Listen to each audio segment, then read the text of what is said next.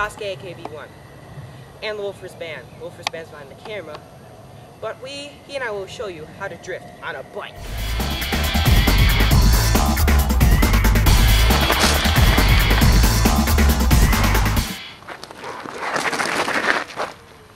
Alright, so to drift on a bike, there's two methods. Number one, jackknife drifting. Number two, static drifting, which is not jackknifing. Alright, so first we'll show you number one, and then we'll show you number two on how to drift. Let's do this. Alright, so to jackknife drift, here's what you gotta do. Gotta roll at maybe 5 miles an hour or more on a bike, right? And then what you do is, now this is where brakes come in handy. You want to hit your back brake. This is my front brake, but that doesn't matter. I have a back brake pedal here. Here's what you need to do. You come up and you start leaning a bit like this, right? Then you hit your brake, that gets you spinning. That's you spinning to up right here. Now don't freak out when you get about 90 degrees. Don't freak out. All you have to do is ease up on the brake a little bit and turn this way. You'll keep on the brake so that you keep sliding. You keep sliding forward and you'll turn this way. And you'll keep straight until your tire grapples the ground and go straight. But yeah, that's really all you have to do for jackknife drifting. Just remember, you gotta come up, brake it, whip it, till you get about 90 degrees, then turn this. And it'll keep you, when you turn it, it'll keep you level and straight. Alright? Sounds good.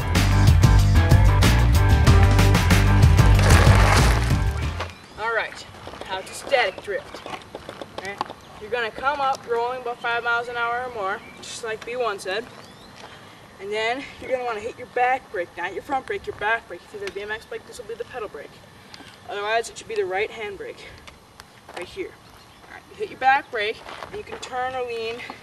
Mainly, I just turn my handlebars a little bit. Alright, so you come up, you'll be skidding, and then you turn or lean, and you'll end up drifting like that. Alright? If you want to jackknife drifting, you just turn your handlebars straight, and you'll jackknife drift. If you keep your brakes on. Otherwise, you let up your brakes to end your drift, and turn your handlebars straight again, and then you'll be set. And that is how to static drift. You're going to come up, brake, turn or lean a little bit, straighten up, let off your brake, and continue. The end.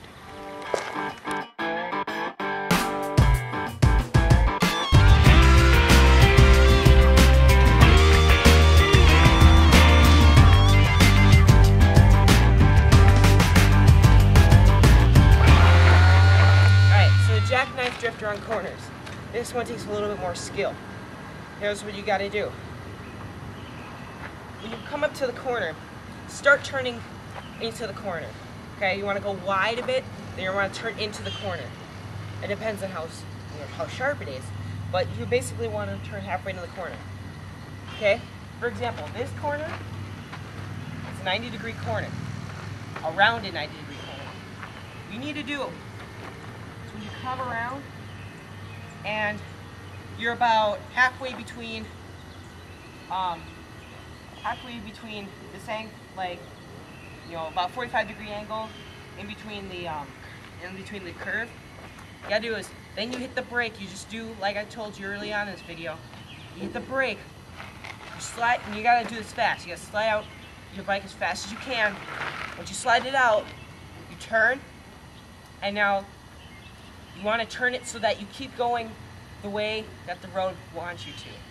If you barely turn at all, you might just stop or go straight into the curb. If you turn too much, you're just going to go the other way. So you got to get the perfect balance. You got to line your wheel up with which way the road goes. And you keep going until you feel like you're ready to stop drifting. Then you got to let go and keep pedaling and ride off. Ride off looking like a professional. And that's how you jackknife drift around the corner.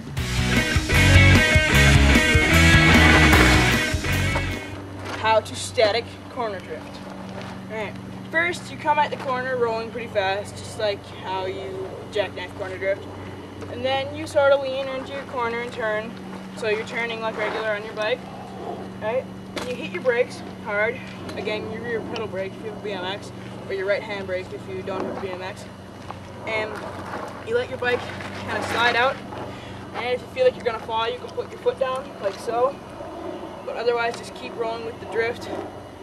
And then once you're around the corner, you can turn the way that the next street is pointing or the way you want to go. You turn your front of your bike that way, and if you don't let up your brake, you'll be jackknife drifting.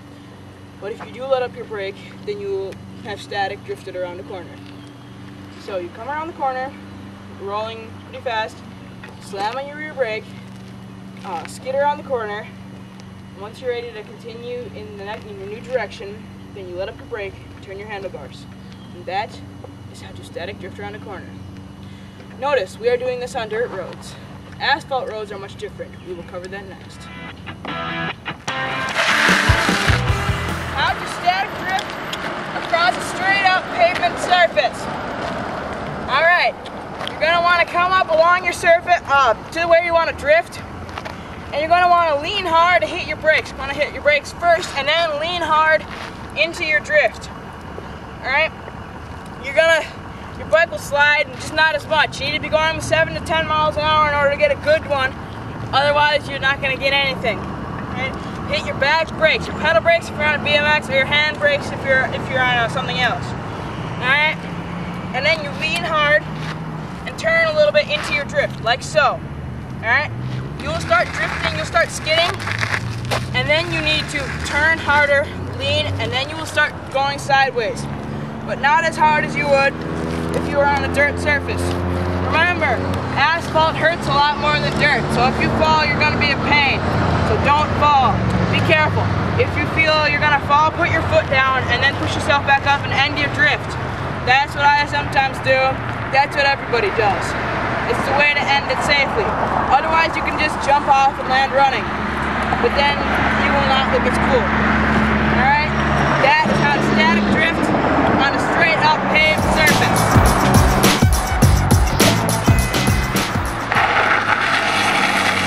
Alright, to drift jackknife style on a paved surface. Now, here's where you're going to want to do it. The best is on rocks, okay? Because that's where you get the most slide. But if you're doing the straight up gravel, sorry, not gravel. If you're doing it straight up paved, that's gonna be a little challenging. But I'm pretty sure you're up to it. You gotta brake hard. You're gonna need to brake really hard to get a good spin, because the pave, it's pretty firm, pretty straight. So you just gotta do it. You gotta come around, brake really hard. Brake it, but don't brake too hard that you come to a complete stop. You want to turn and brake, okay? Once you get about here, now it's gonna take a little bit. Once you get about here, you'll have enough speed left to go to turn. Now this is crucial, because if you keep going, you're gonna fall over this way, okay? You can do a B2 set and put your foot down and hop back on and your drift, or you can just go like this and keep going and roll away. Now, remember, you need to turn really hard, okay?